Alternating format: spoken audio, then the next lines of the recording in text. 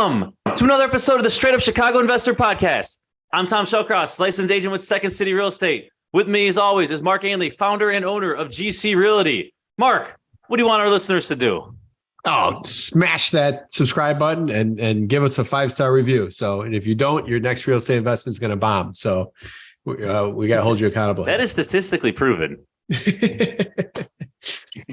Dude, so we have recorded 5 days in a row here. Like this is, you and me have spent, call it 7 hours together this week. That's a record over the last couple of years of doing this.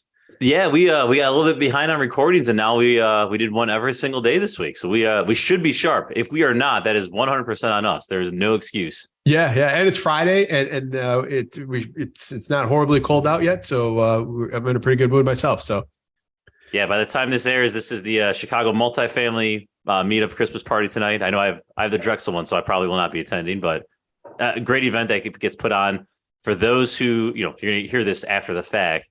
But go and look at all these different meetups. We keep saying that we sound like broken records, but go get yourself involved. Start meeting other people that are doing either what you are currently doing or what you want to be doing. So that's, I'll get off my my preaching here, Mark. What do we got for the housing provider tip of the week? Well, housing provider tip of the week. I was at a property today in Logan Square with my new business development guy, 𝗂, and we were talking about tuck pointing. And tuck pointing is such a compounding problem if it's not addressed early on. And tuck pointing, you have to do it over the years in general maintenance. We always talk on the show like brick over frame and brick buildings are better and take advantage of Chicago housing stock with brick. But it does come with the responsibility of making sure that you're staying on top of the tuck pointing for just keeping the bricks looking good. Now, most of the time when you have major brick tuck pointing issues, there's some sort of water source or the drainage source or water's coming down the side of the building or something like that. So make sure before you go spend money on tuck pointing that you actually fix the issue that was causing some of the erosion of the mortar between your bricks. So the main point here is if you have tuck point issues, don't let them keep going season to season. I talked to a guy a couple of weeks ago that he got a quote like 2 years ago to adjust his tuck pointing thing. It was like $3,400. His tuck pointing issue continued to get worse, and now he's it was $11,500. It's a much larger area, much deeper scope, and he just is combined with some of the increased pricing. So he's feeling that regret of not nipping that one a few years ago. So take care of your bricks. Ooh, we get a t-shirt. Take care of your bricks. I like that. That's a very Chicago. Yeah, that's a good one. Trademark. So, all right. That's a good tip. We appreciate it. All right. On to today's guest. So our guest today, I've been hunting him down for a while. We finally got him. But he spent his entire professional career in the real estate industry. He's currently the president and managing partner of Rany Management. They have over 700 units. I know they got a few more coming before the end of the year. Along with searching for new acquisitions, he's also instrumental in the oversight of their current real estate portfolio. Without further ado, Yassan, welcome to the show. Nick, how are we doing? Doing wonderful. Thank you. I really appreciate the opportunity. We are excited to have you. So I know when we first asked you to come on, you said, "What's a podcast?" So you have come a long way, and we appreciate you evolving with this. Yeah, I definitely have gotten involved, and thanks to you, I now am listening and definitely now participating. All right. So your entire professional career has been in real estate, which is a lot different than most of our guests. Can you talk to us a little bit about how you got started, and did you know at an early age, hey, this is the path? Like little kids want to grow up and be a fireman or whatever. Did you know, like, yep, I'm going to do the real estate thing? It definitely started early for me. Luckily, my father was involved in real estate ever since I was born. So I definitely had a mentor and somebody that I wanted to be like. So at a young age, I think I wanted to be in real estate probably around 6 or 7. My dad used to take me to buildings. We'd go on showings. He always had something that was going on, and I wanted to participate, and I really enjoyed it. And I enjoyed the construction too. It wasn't just, the things to do with the buildings. Now we are doing value add, making apartments better. That's what I've continued to do my entire life. When you're an adolescent, you kind of think of other things that you want to do, but the one thing that always stuck was real estate. That's even why I went to 𝗖𝗃𝗃𝗁𝗏. I graduated from St. Ignatius, went right to 𝗖𝗃𝗃𝗃 because I would do real estate in between classes and on the weekends. In fact, Saturday is always a work day. People that think about, iPads on a Miami beach running real estate, this is 24 hours a day, 7 days a week. Buildings don't take a break. So seeing that work ethic as I grew up, I knew exactly what I wanted to do. The day after I graduated and got my degree in math and computer science, that Monday, because everybody would always do the graduation on Sundays, that Monday I went to work full time in what I'm doing right now. That's awesome. That's awesome. Hey, question for both of you guys. Like when is it too early, or when's the right time to get your kids out in the streets and teaching them? I'm curious to hear your guys' feedback. Tom, you got your kids, you got 4 of them. That's free labor, man. What are you doing? So I've had them, pick weeds at a property, do a cleanup on a turnover, and I don't really care if they get into real estate or not, but just the work ethic of doing that and introduce them and see if it sticks with any of them. So I have them doing little things like that, but I have in no way have any sort of structured idea. I do like, Mark, I know your kids are a little older. I know you've started pushing them a little bit on the entrepreneurial path of at least knowing that what is out there. And I think that's important, whether they go that way or not, just because they're not going to learn that in school. Yeah, there's a rich dad, poor dad for teens as well too. So yeah, no, the mindset I think is a lot of it. What about you, Nick? You got kids? Yes, I do. And I would say that, first of all, they love it. Whenever there's a new acquisition, they want to see what's going on. They want to go to the building. I owned a building in the Loop for a short period of time. They love going to that one just because, now hey, this is our building. We're going to go inside. But my idea of when they might be able to start actually doing things is probably leasing. I'm looking back to things that I used to do, not just in following around, but it was, the apartment showings. The first thing you can do would be answering the phones.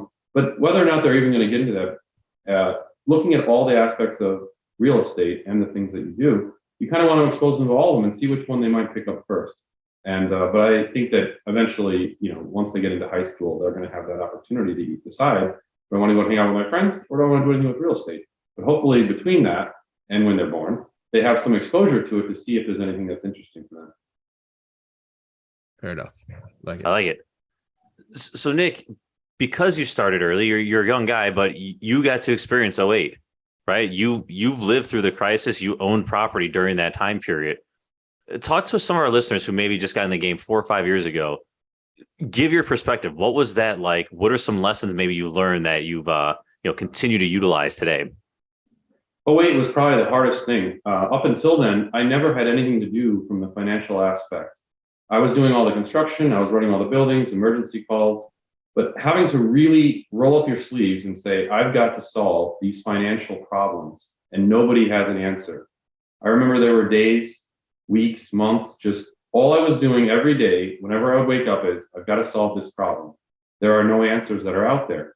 And it was really difficult. And that time period really had an effect because it burns ahead, burns you in the head. Like, I don't want to ever be in that position again. So you never forget about it. And that's something that if you're, haven't been in the business before, about that.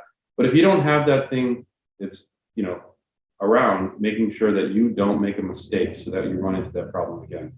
So I think the Great Recession is a lot like you hear people in the 30s that were young adults or whatever, or kids that were during the Great Depression. They end up going into life with a more of a conservative look for the next 3 decades. Now, I don't think we're as conservative people that lived through the Great Recession, but there's still always that. I know right now for me, I don't know how it is for you, Nick, but I see people making these like, oh, you're going to do that right now with interest rates going up and we're not sure what's going to happen here the next, I feel myself doing that mostly from what I see in hindsight happened back in 2008. Well, one of the other things is to keep lowly leveraged portfolio. Yeah, it's easy to say for me right now, but what would it have been like if I was just starting out? But I'm going to answer the question the way that I do things right now. Having a portfolio of 700 units at a leverage point in the mid 50s, I'm able to weather the storm. Warren Buffett says 60%. I want to try and stay a little bit below that.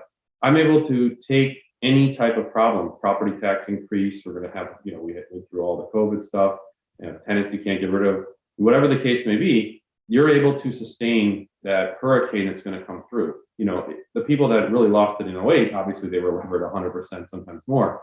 But even if you're 90% levered, you got to consider if there's going to be some kind of disaster, how am I going to be able to afford all the basic bills to try and get through the storm? And I always believe that the storm does happen, and it's not going to be maybe that long, but it still could be a couple of years. So even with what happened in '08 and '09, things kind of really stabilized by 12, 13. So as long as you kind of predict that the worst ones might be in that sort of order, you probably will be prepared. But to get to the point where you're 50% levered, it just takes a lot of doing. I amortize all my loans down every time that they come due every 5 years. We go from a 25 to a 20. Now, most of the stuff that I have is in the teens. Got it. So let's dive in a little bit there, because when you say it like that, it makes complete logical sense. But on the flip side, you most likely have some sort of investors to report to that are expecting some sort of return, right? And when you go to a amortization like a 15-year compared to like, hey, let's roll it back out to 25 at a lower loan balance, that cash on cash gets diminished, right? It doesn't go away. You're paying down the loan faster. So there's less money in the pocket today. Is it just talking to your investors about that mindset and saying like, hey, this is what we're doing, this is why we're doing it? Because I can see both sides of the coin there. As someone who, at some point wants to get this stuff paid off, I agree with you, but I could also see why someone might be like, hey, these returns aren't what I want today. I think speaking on cash flow, it's not necessarily the top of my priority. Since I don't have any investors, it's only me. So I guess it's dependent on how much money do I want this month. So with that being said, I can't necessarily say that the cash flow is going to be better or worse, because my long-term goal is to pay down the debt and to continually make it easier for it to snowball. That's another thing that's allowed me to take on other buildings and lever up to 75%, whatever the case may be, because all my new buildings are levered up to that, and all my older buildings are getting down to 50%. I have so many buildings at 50% and even 40%. So from a cash flow perspective, because we're able to do all the value add, that's where I'm really seeing the additional income to be able to support paying down the debt. But yeah, I can't comment to what it would be like if I had investors. Got it. Over the years, you referenced refinancing, and obviously have multiple refinance activities. Have you been with one bank the whole time? Has it been one relationship? How have you sorted through that? I've had multiple banks, but obviously I've gone all in with my relationships with them, and they're all local. And obviously, with recourse, maybe some people have a feeling about that. But I think the relationship with the bank is so key. I'm not chasing the rate. I'm chasing the relationship, and I'm chasing what my plan is. And with all the banks that I have been with, they've all been wonderful, and I have them. And a lot of banks do different things, but I'd say the ones that you can work well with are the most important, and it just takes a little bit of time. But that's a resource that you can't really Google it, right? I mean, you have to be able to talk to somebody that says, this is what I want to do, and who do you think that might be the best fit? And I think that's something that whenever I talk to people, I try and give them my perspective as who might be the best fit for them based on my knowledge. But I tell them that chasing rate never makes a difference. You're usually going to touch it in a few years anyway. I got a buddy of mine was on a podcast a few months ago, and he got asked a question about how he has a pretty big portfolio. He's got like it's like $180 million in loans. And they asked a question about recourse versus non-recourse. And he has a lot of recourse loans. And he's like, his comment that always makes me laugh is like, you can only go bankrupt so much. You can only be so bankrupt. Like, he's like, I'll be bankrupt at 10 million, let alone 200 million. Yeah. So, all right. So Nick, let's talk about neighborhoods. I was out in the field today. I was coming home down Elston. I saw about 40 of your signs going south to north here. It sounds like you guys were very heavy in Albany Park when you started. I know you're in Ravenswood, you're in Lincoln Square. You guys do a lot on the north side. Talk to us about where you started and why you maybe migrated to other areas on the north side here. I think when I first took over, my dad's portfolio 12 years ago, when I was, fully running everything from day to day in every aspect, the portfolio that I had started with was in Ravenswood, and it was in Lakeview, and it was in Buena Park, and in Lincoln Park. And so from there, if I'm going to start doing my value add, buying units at a price that I thought was reasonable, I went to Albany Park. And I'm trying to remember time frame here. When, give us a rough idea. So I stabilized and was able to take over my dad's portfolio between 2010 and 2012. And I don't think I bought my first building to grow that amount until 2014, I believe. So in 2014 to about 2018, I was buying, it felt like almost 100 units a year in the Albany Park and Mayfair area. And that was the area that I saw a lot of promise. It was really tough to try and buy anything in the areas where I already had the portfolio. I had to go to the areas where I could see some growth, and I could see a lot of value add. So the typical buildings that I would buy would be, 10, 20, 30 unit buildings with a mixed use component. and I would find the ones that needed the most amount of work. And I have a construction crew, and we will go in and fix all the units. Take the worst third of units in the building, make them the best third. The middle third and the best third before the rehab, those are generally units that you can continually use. That also do a lot of infrastructure, so I don't have to keep going back. Doing the plumbing, doing the tuck pointing that you mentioned earlier, whatever else. Even if you can find buildings with violations, you just kind of start with that. One building I bought at Lawrence and Elston, I think it had like 60 or 70 violations when I bought it. Flooded basement, and I basically had to do a complete project. And that was one of them that I got community support and the aldermanic support. But I found that those projects in that area were the best to go with, and I was able to grow. And I think I have around 300 units in that area now. Got it. Let's say you're going through the same situation right now, 2022. Do you still think buying several hundred units in Albany Park, that would be the game plan? Or has it either been priced out, or the neighborhood has changed, or, a theoretical situation, would you do the same thing if you were, at that age, but in 2022? I think it's a great place to continually grow. In fact, the only reason I'm not buying over there right now is because I'm buying in the other areas that I now can afford a little easier. Lincoln Square, Lincoln Park, and Lakeview, and Ravenswood, those are the areas that I'm now buying in because I'm able to do so just a little bit easier. But if I was going to do it again, I often consider, why don't I just keep going all in and continually grow the portfolio, because I think there is still growth there, and there's still an opportunity for everybody to start. Yep. To give our listeners an idea, we're talking in, wide brush strokes here, but when you say you're going to rehab a unit in Albany Park, a 2-bed, 1-bath, are you putting laundry in the unit? Can you just give us an idea of what that rehab looks like? What are the tenant expectations there? Originally, obviously, when I first started, I wasn't able to do things like that. We have to do a lot more of the cosmetic and a lot less of all the major rehabs. The last 2-3 buildings, I'm doing nothing but putting laundry in unit, granite stainless, complete guts. I want the best product in the neighborhood, and I want to be the most reasonably priced, and that's why I'm 100% occupied in those units. I don't have to reach targets or anything else, so I just do what I think is the best way of what I set out to do as far as the rehab, do it all right. And then we're renting it at a reasonable rate. It keeps everything full. And I'm not talking about just the apartments. This is more important about all the commercial spaces, because I have like 110 or 115 commercial spaces, and I only have a few vacants. And that's because I follow the same model. Those retail storefronts, completely gut them.